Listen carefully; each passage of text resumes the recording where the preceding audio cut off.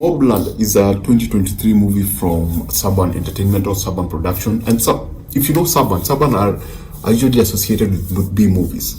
And this one also is a B movie. And the reason I chose to talk about it is because it's one of those movies that you actually watch and see that there was an idea.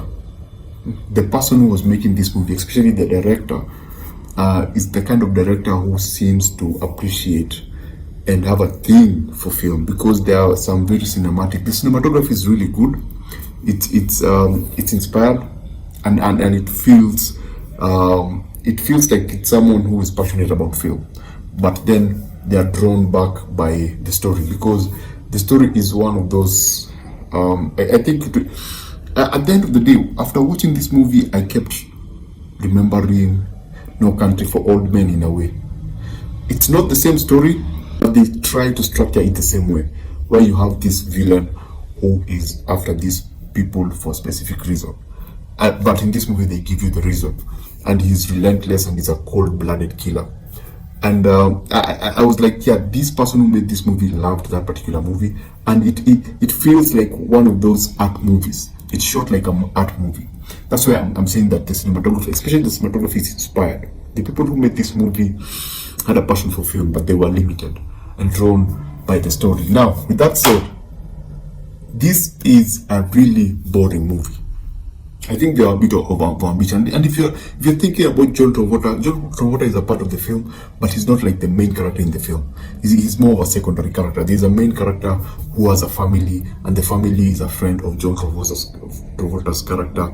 And the family, the main character has a step brother, and the step brother does something stupid and something happens to him, which leads to whatever happens to the main character at the end. And I felt that the story was strong if it was leaner. I'm not saying the editing is fantastic. I think the quick cuts to other scenes is beautifully done. It's fantastic. It's very well thought through, and the thing that drags the editing down is the pacing of the film, the events. It feels slower, which makes it feel boring. It's not how we cut to a scene. It's how the scene just takes place, because they try to be over ambitious in terms of making an art film.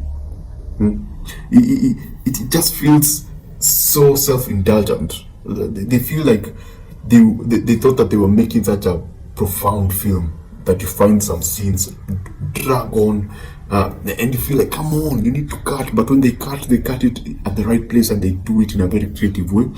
But just those really slow moments just make everything compound and just make everything feel slow and extremely boring. Now, what did I like? One of the things that I liked is the bad guy. I like the look. I like his character. Will always remind you of the villain from No Country for Old Men, whereby it's not just about coming to people and trying to kill them. You interact with them first, or you interact with it's the way the character interacts with other people. So they made a very interesting villain. Now the ending is whatever happens to the main character happens, and you go like, okay, I get it. I get they're trying to do something unique, but it didn't leave me feeling really good because of what they had to take him through, how they had established him, and what they do with them. I think it was set up for shock value, so it didn't have any value when it happens. You don't actually go like, wow, that's like a cool moment. It's just that I thought they would have taken a much bolder direction, but they didn't. Now, the character of John Travolta you see him everywhere in the posters, and he has a story. He does play a very big role within the story, especially with the now ending, the complete ending, and whatever happens to the villain at the end. He plays a very big part. But now within the story in itself, I think he was underused. But he does give a very good performance, and all characters do give a very good performance. The only problem is with the script. It's just too bloated. And so John Travolta, I think he did his best with what he had. But the other characters, when you think of, apart from the main villain, there is the stepbrother, who is also a very interesting character in terms of just being a crooked individual.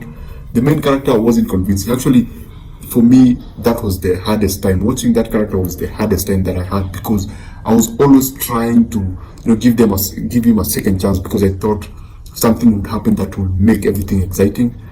And eventually he comes off as the screenplay, the way the character was written, comes off as just another, whenever he comes on screen, everything dials down.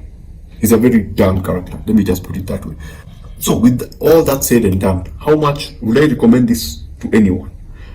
If you love art movies, if you want to see a group of people attempt to make a B movie look better than it's supposed to be, then yeah. But if you're looking for a good movie to watch and have a good time, this is not a movie for you. If you love John Travolta, yes, he has his moments, but if I was to go to this movie, I would go because of the bad guy, the primary villain, and there's the step brother is also a very interesting villain in quote, and whatever happens to him is also very interesting.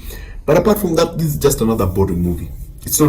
I wouldn't call it worth your time. But if you're into slow crime movies, if you want something playing in the background, then this may work for you.